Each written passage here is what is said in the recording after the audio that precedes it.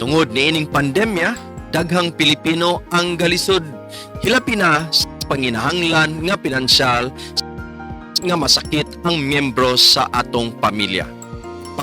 Mapasalamaton si Cherry May Suwan nga taga Siquijor tungod kay ang iyang bana natabangan sa Malasakit Center dihang gioperahan kini ni adtong January karong tuiga. Ang bana ni Cherry nga si Glenn Suwan, 29 years old, na-admit kini sa Siquijor Provincial Hospital human mibuto ang appendix niini. Ato ang paminahon si Cherry ini sa atong OPAB staff. Bisayag yun! Bisayag yun! Bisayag yun! Hospital man si Mr. Nimo. Ruptured appendicitis, sir. Itong na-hospital siya for pila ka adlaw, pila may bill ninyo sa hospital.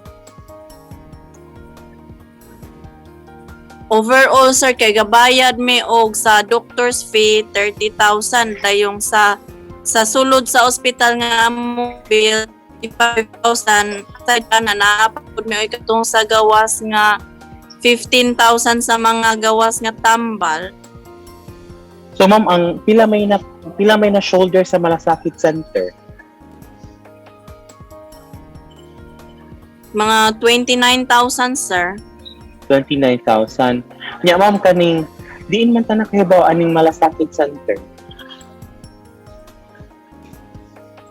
Kanang tungod sa desperada kaayo ba, sir, dayon daghan may kaayong bayron no nya.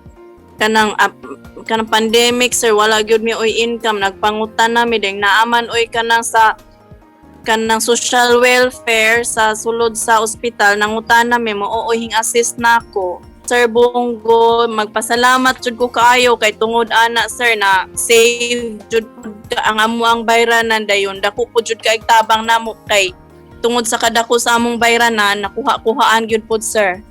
Bisayag yun! Bisayag yun! Bisayag yun!